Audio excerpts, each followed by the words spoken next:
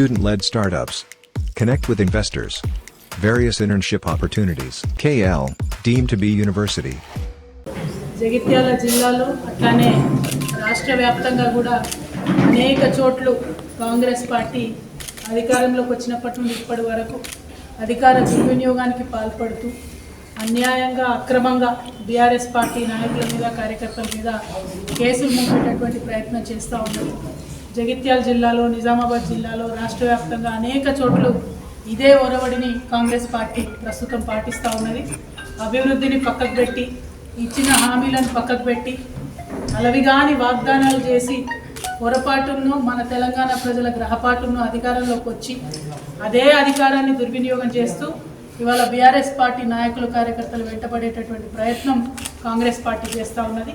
దీన్ని BRS party కార్యకర్తలందరూ కూడా తప్పకుండా తిప్పికొడతారు. కార్యకర్తలకు అండగా పార్టీ ఉంటుందని ఒక ఇంపార్టెంట్ విషయాన్ని ఇవాళ జగిత్యాల జిల్లా ప్రజలందరూ కూడా తెలియజేయడానికి మా సర్పంచ్ గారు హబ్సీపూర్ సర్పంచ్ గారిని ఎవరినైతే అక్రమంగా అరెస్ట్ చేసిండ్రో వారిని పరామర్శ చేయడానికి వారితో ములాఖాత్ అవ్వడానికి ఇవాళ జగిత్యాల జైలుకి కూడా వెళ్ళబోతూ ఉన్నాము.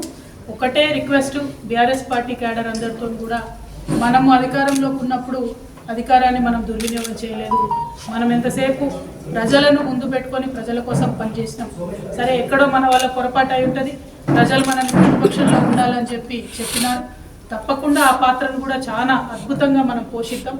ఇప్పుడున్నటువంటి ప్రభుత్వాన్ని నిగ్గదీసి వారు ఇచ్చినటువంటి హామీలన్నీ కూడా ప్రజలకు చేరే విధంగా అల్టిమేట్గా తెలంగాణ ప్రజలు బాగుండాలన్నది తప్ప బీఆర్ఎస్ పార్టీ కార్యకర్తలకైనా నాయకులకైనా ఇంకొక ఎజెండా లేదు, ఎన్నడూ కూడా ఉండబోదు.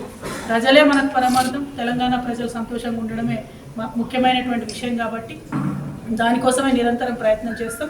ఆ ప్రయత్నంలో ఇప్పుడు అధికారంలో ఉన్నటువంటి కాంగ్రెస్ పార్టీ నాయకులు ఎంత ఇబ్బంది పెట్టినా కూడా ముందుకే పోతాం తప్ప వెనక్కి పోము.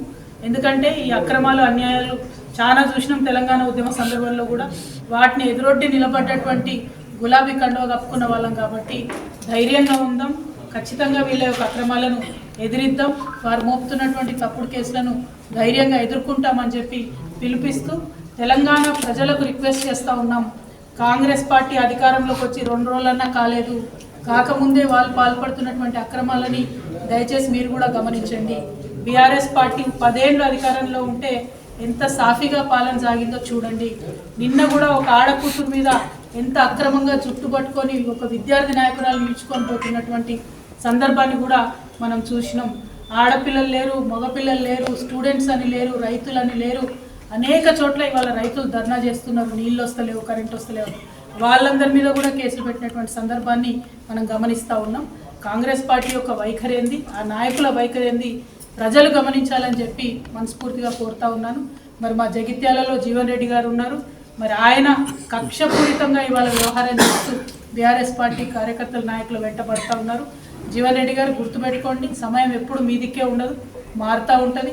ప్రజలు ఎప్పుడు మీ పక్షానే ఉండదు. తప్పకుండా మా ప్రజల హృదయాల్ని మళ్ళీ గెలుచుకుంటాం. ప్రజల పక్షాన ప్రజలు కూడా మాతో కూడా వచ్చే రోజు వస్తుంది కాబట్టి ఆ విషయాలన్నీ గుర్తుపెట్టుకొని పర్సనల్ కక్ష తీసుకోవడం తప్పు, రాజకీయాల్లో తగదు అని చెప్పి పెద్దవారైనప్పటికీ మీకు చెప్పక తప్పని పరిస్థితి వచ్చింది కాబట్టి చెప్తా ఉన్నాం. దీన్ని క్షమించలేదు, ఉపేక్షించలేదు. పార్టీ తరఫున గట్టిగా పోరాటం చేస్తాం, కార్యకర్తలకు అండగా నిలబడతాం. Thank you. మరిన్ని వీడియోస్ కోసం ఛానల్ ని సబ్స్క్రైబ్ చేయండి, లేటెస్ట్ అప్డేట్స్ కోసం వాట్సాప్ ఛానల్ ని ఫాలో చేయండి అండ్ లింక్ డిస్క్రిప్షన్ లో ఉంది.